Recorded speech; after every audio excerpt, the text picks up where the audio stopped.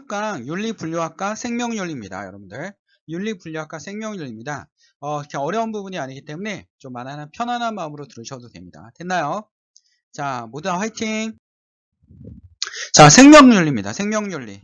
자, 낙태를 찬성하냐 반대하냐 라는 문제죠.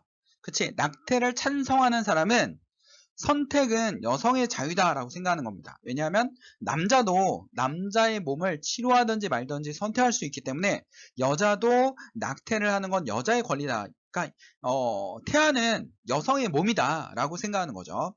자, 그 다음에 소유권 논거입니다. 그렇죠? 소유권 논거고 생산 논거입니다. 여성이 아이를 낳는 건 여성의 자유다 라고 얘기하고 있고요. 역시 자율 논거, 우리가 선택의 자유가 있다라는 거고, 남녀 이게 차별을 만들어내는 것이다. 낙태를 못하게 하는 것은 여성의 몸을 국가가 간섭하는 거기 때문에, 법이 간섭하는 거기 때문에 안 된다는 거죠. 정당 방위, 쉽게 말해서 범죄나 노출이 돼가지고 아이를 임신했을 경우 어떻게 되는지 그에 대해서 정당 방위로 낙태를 할 수 있다라는 겁니다. 반대 입장은 뭐겠습니까? 태아는 생명이다라는 거죠. 그렇죠? 태아의 생명은 여성과 별개의 문제다. 으로 낙태할 수가 없다. 그리고 종의 구성원이다. 우리 인간이다 라고 얘기하는 겁니다. 그 다음에 태아의 존엄성, 동일성, 인간과 동일하고, 앞으로 미래, 이거 시험에 나온 적 있죠? 미래의 사람이다. 그러므로 죽일 수 없다라는 겁니다. 잠재성. 미래의 사람인데 아이들을 어떻게 죽일 수 있냐라는 겁니다. 자, 그럼 낙태에 관해서 우리 영화 한번 보도록 하겠습니다. 영화. 자, 전 세계를 뒤흔든 충격 영상 4개월 3주 그리고 2일입니다. 자, 이거 루마니아 영화인데요. 자, 루마니아는 무슨 일이 있었냐면 아이들이 너무 태어나지 않았습니다. 당시의 독재자가 출산 강요 정책을 폈어요. 그래서 아이들이 엄청 태어났지만 그 아이들을 감당할 수 있는 국가의 시스템을 가지고 있지 않았죠. 그래서 아이들이 뭐 병들고 죽고 뭐 교육도 엉망이고 막 했습니다. 근데도 불구하고 아이를 낳지 않는 그 다음에 산모나, 그 다음에 태아를 낙태하는 의사, 낙태하는 산모, 이런 사람들은 감방에 가거나 일자를 주지 않거나 하는 아주 무시무시한 정책을 폈습니다. 근데도 불구하고 여성들은 아이가 태어나봤자 책임질 수가 없기 때문에 낙태를 하다 보면 이렇게 불법으로 할 수밖에 없는 거예요. 그래서 불법으로 낙태를 하는 그 과정이 나와 있는 영화입니다. 그래서 그 심리적인 선택이지만 국가에 몰래 해야 된다는 이런 문제, 점을 충격적인 실화를 바탕으로 하는 그런 영화입니다. 이걸 보면 여성의 인권이 너무 무시되는 거니까, 낙태를 하지마 라는 것은 여성의 인권이 무시되는 건가 라는 감독의 메시지가 있습니다. 그러니까 쉽게 말해서 정치적인 영화이기도 하지만 생명, 여성의 문제, 태아의 문제, 이런 것들을 다 얘기하는 문제입니다. 그래서 여기 주인공은 낙태를 너무 하고 싶어 하고 결국 낙태를 하게 돼요. 두 번째 문제 영화입니다. 24주. 24주면 6개월이죠. 6개월인데 어떤 두 부부가 임신을 했습니다. 근데 아이가 기형아라는 겁니다. 의사가. 그래서 독일법에 의하면 이 아이를 유산시킬 수 있습니다 했는데 이 두 부부는 기형아를 키우겠다. 그 과정 속에서 점점점 남편도 조금씩 두려워하는 마음이 생기죠. 그래서 아이는 말할 수 있을까? 아이는 혼자 목욕할 수 있을까? 아이는 밥을 먹을 수 있을까? 라는 걱정을 하기 시작합니다. 근데 더 충격적인 것은 6개월 후에 아이가 진단을 받는데 심장에 구멍이 2개가 뚫려 있다는 겁니다. 치료가 불가능한, 그러니까 심장에도 문제가 있고 아이가 기형아예요. 그래서 두 부부는 어떻게 선택해야 될까? 또 남편도 도와준다고 하지만 실제 선택은 여성이 하는 것이다라는 거, 여성이 자기가 할 수 있다라는 것을 메시지를 던지고 있고, 시청자들에게 물어보기도 합니다. 영화의 관람객에게 물어보기도 합니다. 실제로 눈빛으로 카메라를 주시하면서 당신이라면 어떻게 하겠습니까? 라고 묻는 겁니다. 이 외에도 이런 여성 인권 문제에 대한, 낙태에 관한 문제 너무 많습니다. 또 이거 말고 또 하나의 영화가 있는데 이 영화도 들고 올까 생각하다가 수녀님들이 전쟁 중에 군인들에 의해서 임신이 됐어요. 그러면 수녀님들은 낙태를 할 수도 없잖아요. 아이를 낳을 수도 없고 순결서약을 했기 때문에 그래서 아이를 낳아야 되는지 뭐 이런 영화도 있습니다.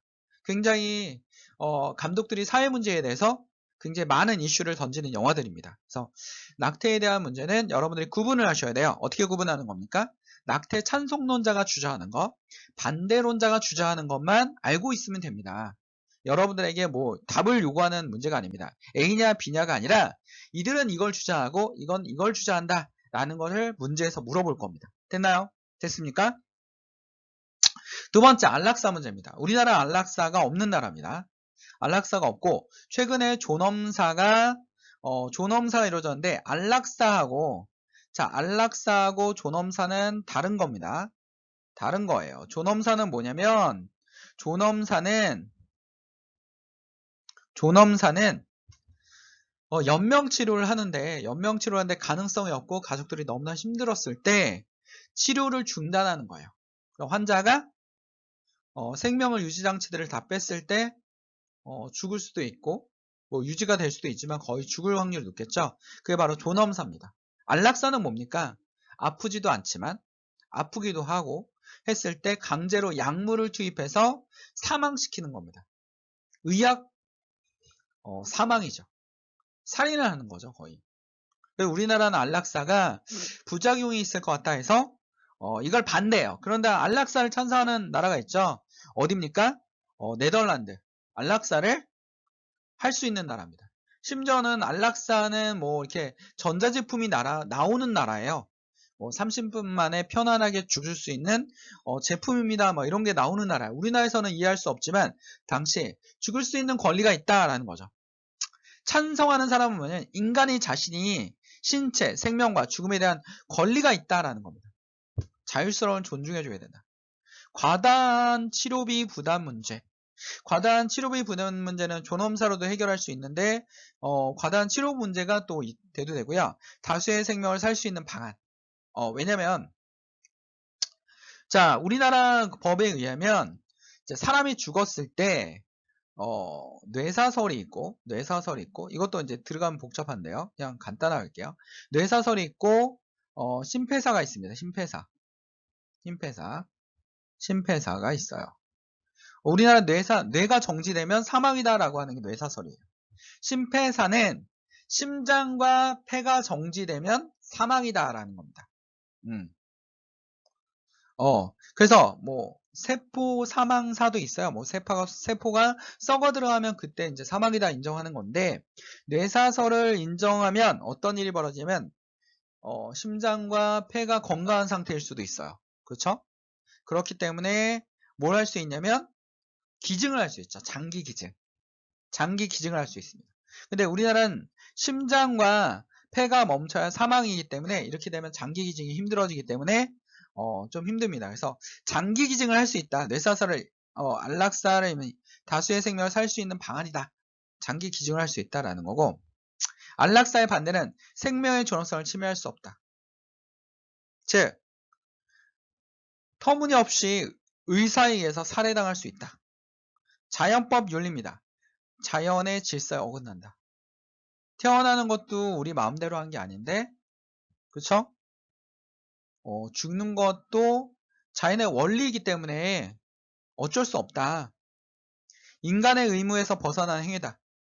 자, 인간이 가장 중요시하는 보편적 원리가 딱 두 가지죠. 인간의 존엄성, 두 번째 생명. 이 권리는 변화없는 보편적인 가치입니다. 라는 거. 인간의 의무에 벗어날 수 있다. 생명을 경시할 수 있다라는 거죠. 근데 우리 청원이라는 영화가 있습니다. 인도 영화인데 이 주인공 남자가 엄청난 마술사, 최고의 마술사입니다. 근데 마술을 하다가 떨어져서 목 밑으로 움직일 수 없는 전신마비가 됐어요. 근데 이 사람이 뭘 하고 싶냐면 나는 안락사 나오고 싶다. 죽을 수 있는 권리가 있지 않냐?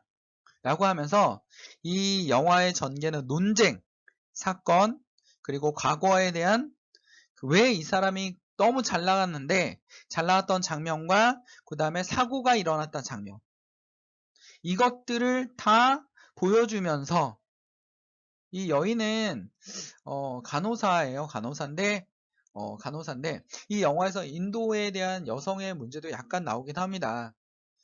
이 간호사가 이 사람을 도와주고 있는데 남편이 와가지고 전 남편인가 와가지고 두들겨 패서 데려갑니다. 이런 문제를 봤을 때 얼마나 여성의 인권이 낮은지도 보여주고 죽을 수 있는 권리가 있다라고 하면서 재판을 하면서 논쟁을 합니다. 그래서 청원을 하는 장면입니다. 그러니까 본인은 뭐 나는 불구가 됐지만 여러분의 힘이 됩니다. 이런 연설을 많이 하고 다녔어요. 근데 점점점 그 고통이 신체적인 고통이 너무 심한 거예요. 약에 의존하는 것도 희망이 없는 것 같고 너무 심한 거야. 그래서 난 정말 이젠 죽고 싶다. 나는 솔직히 희망 메시지를 던지는 것도 나하고 안 맞는 것 같다. 내가 죽고 싶은데 사람들에게, 불구자들에게, 장애인들에게, 낙오자들에게 희망 메시지를 던지는 것 자체가 너무나 힘들다라고 얘기하는 겁니다. 영화를 통해서 우리가 곰곰이 생각해 볼 수 있는 감독들이 던지는 메시지는 우리는 어떤 것이 진짜 진리인가, 어떤 것을 우리가 해야 되는지를 묻고 있는 겁니다. 그래서 문제도 똑같습니다. 안락사 찬성하냐 반대하냐 여러분이 물어보는 게 아니라 안락사를 찬성하는 측은 뭘 주장하느냐, 안락사를 반대하는 측은 뭘 주장하느냐, 안락사와 존엄사는 같은 거냐라는 겁니다. 뇌서살과 심폐사를 알고 있냐, 이런 겁니다. 자, 그 다음에 여러분 그랬죠? 뇌사가 죽음이다. 뇌 기능이 정지한 상태가 죽음이다 라고 주장하는 거고요. 인간다움을 뇌로부터 비롯됐다. 그러니까 뇌가 끝나면 생각도 못하고 아무것도 못하는데 사람으로 보는 건 너무 그렇지 않느냐. 장기이식을 통해서 타인의 생명을 살릴 수 있다. 뇌사설을 인정하자 라고 하는 거고, 심폐사가 죽음이다. 심장과 폐가 멈추면, 호흡이 멈추면 끝난 거다. 그러니까 심폐사가 이루어지면 뇌도 사망을 합니다. 10분 안에. 심장은 뇌와 무관하게 작동한다. 생명을 실용적인 관점에서 보는 것이다. 그러니까 뇌가 죽어도 심장은 살아있을 수 있어요. 그걸 우린 식물인간 막 이러잖아요. 그래서 근데 우리나라 뭐 하고 있다? 심폐사를 선택하고 있다. 법에. 라는 걸 기억하시면 됩니다. 됐나요? 됐습니까? 자, 윤리분류학입니다. 앞에 있는 내용이 워낙 그쵸? 어려운 내용이 아니었습니다. 윤리분류학인데, 자, 선생님이 자, 철학자와 뭐를 구분하고 있냐면 철학자와 독해 문제를 구분하고 있는데, 독해 문제가 어렵게 나오는 거는 어떤 식으로 나오는지 나중에 선생님 보여줄 겁니다. 그쵸? 다음 시간에 독해 문제가 어려우면 이런 식으로 나온다라는 거, 독해에서 오답률이 높은 문제가 한 문제, 조금 높았던 문제가 또 한 문제 있거든요. 그러니까 독해 문제는 말장난으로 들어가지 내용 가지고 나가지 않는다라는 거야. 그러니까 독해 문제는 국어 실력과 언어 이해 능력이 굉장히 중요합니다. 됐나요? 그런 문제에 대해서 우리가 좀 짚고 넘어갈 겁니다. 됐죠? 자, 분류학입니다. 자, 네 가지예요. 이론 규범 윤리학, 응용 윤리학, 자, 그 다음에 메타 윤리학, 그 다음에 기술 윤리학. 요 네 가지 가지고 계속 물어보죠? 이거냐, 저거냐, 저거냐, 이거냐 하는데 이게 1번 문제야. 오답률이 거의 없어요. 근데 출제율 몇 %입니까? 100%입니다. 출제율 100%입니다. 100%를 자랑합니다. 그러니까 요거는 뭐냐면 환경윤리 있죠? 자연과의 관계.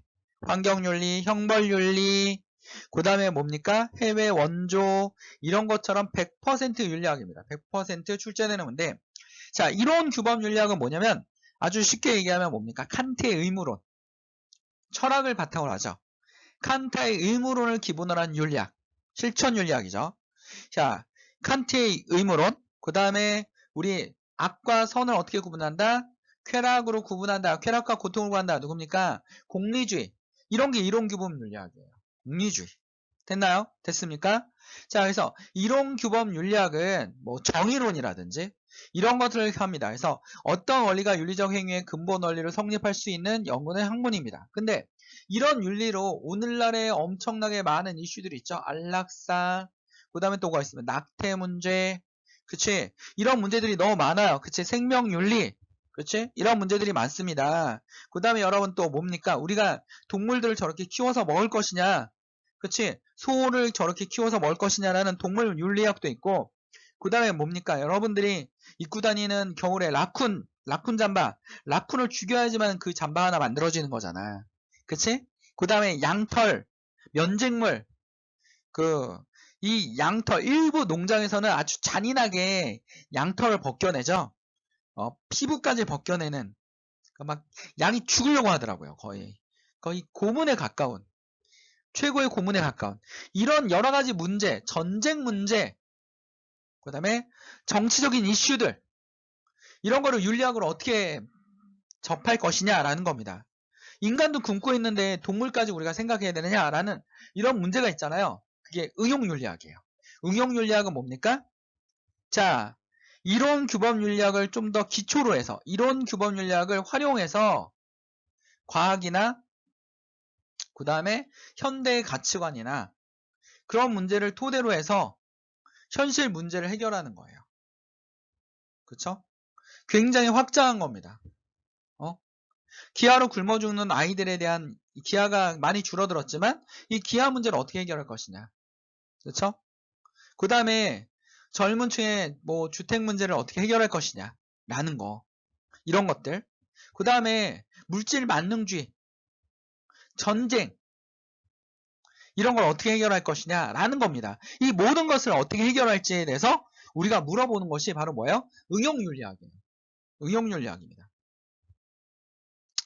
자, 이론규범 윤리학과 응용윤리학 관계는, 응용윤리학은 이론규범 윤리학을 토대로 하고 있는 겁니다. 토대로. 그쵸? 칸트의 의문을 통해서 생각을 해볼 수 있습니다. 응용윤리학에서. 그러나 뭐라고요? 현대 과학도 적용할 수 있고 사회학도 적용할 수 있고, 그쵸? 자, 이론규범 상호 유기적인 관계입니다. 뗄래야 뗄 수 없는 관계고, 이론규범 윤리학의 도덕 원리를 근거로 제시한다면 응용윤리학은 원리를 적용하는 겁니다. 그래서 둘은 굉장히 중요한 관계죠. 이해됐나요? 이해됐습니까? 자, 그 다음에 메타윤리학입니다. 메타라는 말은 무슨 말이냐면 아리스토텔레스 이전이란 뜻이야. 이전에. 다른 뜻도 있지만 이전이란 뜻으로 선생님을 해석할게요. 메타윤리학 이전입니다. 이전의 윤리학. 그러니까 봐봐. 아리스토텔레스가 만약에 얘기했습니다. 인간의 품성은 어떻게 된다? 굉장히 인격적이어야 된다 라는 겁니다. 그럼 메타윤리학은 뭡니까? 품성이 무엇인가 라는 겁니다. 품성은 무엇인가, 어떤 품성이 인격적인가 라는 이 용어들, 이 용어의 타당성, 그렇죠? 도덕적 언어의 의미 분석, 의미 분석입니다. 윤리학의 학문적 성립, 막 이런 걸 얘기하는 겁니다. 됐나요? 자, 쾌락과 고통, 만약에 공리주의 벤담이 쾌락과 고통이다, 쾌락은 선이고 고통은 악이다, 그럼 메타윤리학은 뭔가? 뭐를 쾌락이라고 얘기할 것이냐라는 겁니다. 쾌락이 무엇이냐라는 겁니다. 이게 바로 뭐예요? 메타윤리학이죠. 논리적 타당성. 자, 윤리학에 대해서 얘기했어. 그럼 윤리학은 무엇이냐? 어디까지 윤리라고 얘기할 수 있느냐라는 거죠. 추론의 규칙에 연구할 때마다 메타윤리학은 윤리적 추론에 대한 논리적 분석을 목표로 합니다. 그러니까 쉽게 말해서 언어적 개념을 통해서 용어들의 의미를 분석해가지고 도덕적 참과 거짓을 확증될 수 있는지 분석하는 겁니다. 그쵸? 쾌락의 범위에 따라서 이게 선이 될 수도 있고 악이 될 수도 있잖아요. 그러니까 진정한 쾌락은 무엇이냐? 그쵸? 자, 라는 겁니다. 덕은 무엇이냐? 덕이라는 의미를 어디까지 덕이라고 보느냐라는 거죠. 기술윤리학입니다. 기술윤리학은 굉장히 객관적인 거예요. 객관적입니다. 모든 걸 기록하는 거죠. 그쵸? 만약에 어떤 곳에서는 일부 다처제입니다. 일부 다처제. 이슬람은 일부 다처제죠? 그렇다 해서 아내가 4명 있다 해서 비도덕적이야 이렇게 얘기하진 않잖아요. 거기는 그냥 그 사람들은 일부 다처제가 굉장히 관습화되어 있잖아. 그래서 기록하는 겁니다. 이건 비도덕적이야 이렇게 얘기하는 게 아니라, 그쵸? 그냥 기록해 놓는 겁니다. 기록하다라는 거잖아. 기록하는 거야. 기록. 그쵸? 근데 어떤 데는 우리나라도 문화가 조금씩 변하고 있어요. 결혼했지만 남사친이 있고 여사친이 있는 거야. 그러니까 이걸 용납이 안 되는 사람들도 있긴 있어, 아직까지. 근데 이 문화가 변화돼서 남사친, 여사친 이렇게. 그쵸? 이렇게 변화가 되고 있습니다. 여사친, 남사친으로 변화되고 있어요. 도덕적 풍습 또는 관습에 대한 단순한 묘사 또는 기술하는 학문 분야. 도덕에 대한 가치 중립적인 설명이 필요합니다. 됐나요? 자, 그래서 그냥 그대로 적는 겁니다. 아, 이건 이런 문화가 있네? 1부 1처제네, 1부 다처제네, 1처 다부제네. 그치? 어떤 곳은 남편이 정말 많은 곳도 있잖아요. 그쵸? 어떤 곳은, 미국의 유타주에 있는 여러분, 몰몬교 같은 경우는 남편이 하나고 아내가 9명, 막 10명 하는데, 아내 중에서 친구의 딸도 아내가 되는 경우가 있어요. 그러니까 아내가 막 18살 막 이런 거야. 그러니까 우린 뭐라고 합니까? 그쵸? 욕 나올 뻔했어요, 선생님. 순간적으로. 저런 XX 뭐 이렇게 얘기할 뻔했는데, 거기선 그게 문화야. 그러면 기술 윤리학은 어떻습니까? XX 하면 욕하면서 막 씁니까? 이런, 막 이렇게 욕하면서 쓰지 않잖아요. 그냥 기술하는 거야. 유타주에는 이런 문화가 있네? 미성년자하고도 결혼을 하네? 하는 이상한 걸 쓰는 거죠. 그치? 그게 뭡니까? 기술 윤리학이에요. 기록해 놓는 겁니다. 그쵸? 자, 우리나라는 여러분, 안 먹는 거 있잖아. 근데 원주민들 같은 경우는 아니면 다른 나라 문화에서는 우리가 이해할 수 없는 음식 문화도 있잖아. 그런 거 기록하는 거죠. 응? 기록하는 겁니다. 이해 안 돼. 라고 할 정도의 문화들이 있습니다. 어떤 부족은요, 식인 문화는 없는데, 이 문화 중에서 그런 게 있어. 부족이 부모가 죽었어. 그럼 부모의 시체 일부분을 끓여서 나눠 먹는 풍습이 있어요. 응? 그게 거기는 이게 효라고 생각하는 거야. 그럼 기술 유학은 뭐라? 저런 막 삐리리 삐리리 삐리리 막 이러는 게 아니라 저런 얌얌얌 막 하는 게 아니라 그냥 적는 거야. 부모가 죽으면 부모의 일부, 시체 일부 다 묻어버리고 시체 일부를 뭐 한다? 그치? 끓여서 나눠 먹는 풍습이 있다. 이렇게 정리하는 거죠. 그냥 객관적입니다. 자, 가치가 들어가지 않습니다. 생각이 들어가지 않았어요. 뭐 이렇게 선생님처럼 막 욕하거나 이러지 않는다고요. 그냥 인과관계에 있는 걸 기술화해 놓는 겁니다. 이게 뭐예요? 기술윤리학.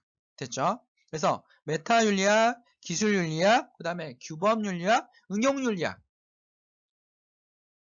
이렇게 여러분 머릿속에 기억하시면 문제를 풀 수 있습니다. 됐나요? 자, 문제 한번 풀어봅시다. 자, 8번 문제입니다. 프린트 8번. 갑을 입장에서 보기에서 골라 바르게 묶은 것은? 갑입니다. 새로운 인간 생명의 시작은 수태되는 순간이 아니라 출산한 시점으로 보아한다. 따라서 태아는 인간이 아니기 때문에 임신을 중단할 권리 있다. 안락사를 뭐 하는 겁니까? 안락사가 아니죠. 그치? 낙태를 찬성하는 거죠. 낙태 가능하다. 라는 겁니다. 낙태 찬성. 태아도 하나의 생명체일 뿐만 아니라 인간으로서 존엄성을 가진 존재로 보아야 한다. 따라서 임신을 인위적으로 중단하는 것은 인간의 죽이는 행위이기 때문에 허용되지는 안 된다. 여기 낙태 반대 입장입니다. 그쵸? 낙태 반대입니다. 자, 그러면 갑과 을의 주장에 타당한 거를 찾는 거야. 자, 임산부의 선택에 의해서, 자, 먼저 갑을 한번 찾아볼까요? 갑을 파란색으로 한번 찾아보겠습니다. 임산부의 선택에 의해서 낙태를 허용할 수 있는가? 허용할 수 있죠? 얘가 나와야 돼. 얘. 그럼 A, B 모두 다 돼요. A, B. 갑은 A, B가 모두 됩니다. 근데 여기서 태아를 생명을 가진, 자, 봐봐. 태아의 생명권을 가진 인간으로 볼 수 있는가? 아니죠. 아닙니다. 그러면 갑은 B가 되겠죠. 갑은 B가 되는 겁니다. 이건 갑. 자, 자, 이번에는 여러분 뭘로 할까요? 형광펜으로 해볼게요. 형광색으로. 자, 을입니다. 을은 인쇄부의 선택에서 낙태 허용될 수 있는가? 아니오죠. 그럼 여기 CD 중에 하나겠죠. 태아의 생명권을 가진 인간으로 볼 수 있는가? Yes죠. C가 되는 겁니다. 그래서 요거는 을. 그럼 다음 몇 번이에요? 2번이죠. 됐나요? 자, 이렇게 풀면 됩니다. 근데 독해 문제도 언어에서 어렵게 나온 적이 있다라는 거 여러분 주의를 해두셔야 돼요. 됐나요? 됐습니까?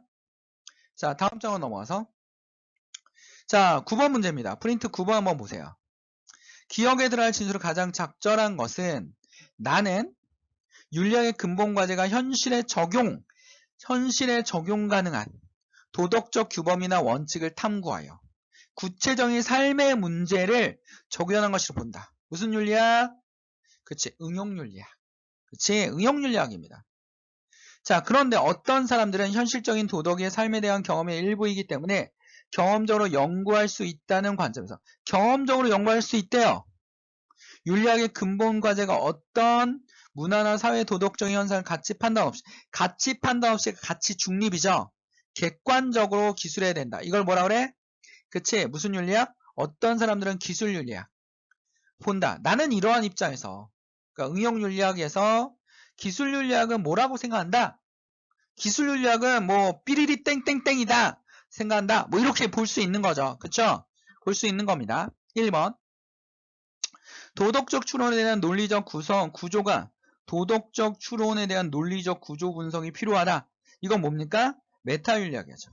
그쵸? 논리를 구조적으로 분석하죠. 그치? 이것은 무엇인가? 라부터 얘기하잖아요. 도덕적 현상이 인과관계에 대한 탐구의 가능성을 부정한다. 도덕적 현상의 인과관계에 대한 탐구 가능성을 부정한다. 이건 뭐예요? 기술윤리학이 아니죠. 기술윤리학이 아닙니다. 인과관계에 대해서 부정하지 않습니다. 3번 실천적 규범을 통해 인정한다 하면 기술윤리학이 되는 거예요. 실천적 규범을 통해 도덕적 문제 해결을 중요성을 경시한다. 실천적 규범을 통해 도덕적 문제 해결 안 하려고 하죠? 안 하려고 합니다. 얘네들은 도덕적 문제를 해결하려고 하지 않는다. 경시한다라고 얘가 주장할 수 있는 말입니다. 현실적 도덕에 대한 가치 중립적 설명을 필요성을 무시하지 않죠. 무시하지 않습니다. 굉장히 중요시하죠. 보편적 도덕 규범의 이론적 체계 구성을 중요성을 강조한다. 보편적 도덕 규범을 중요시하지 않죠. 그냥 무조건 적는 겁니다. 이건 뭡니까? 규범윤리학이죠. 규범윤리학입니다. 됐나요? 칸트의 의무론 같은 걸 얘기하는 겁니다. 자, 그렇다면 여러분 여기까지 수업 들었습니까? 여러분 구독 좀 해주세요. 구독, 좋아요라고 해주시면 너무나 감사할 것 같습니다. 자, 구독, 좋아요 해주세요. 구독이 필요합니다, 선생님. 자, 모두 다 화이팅!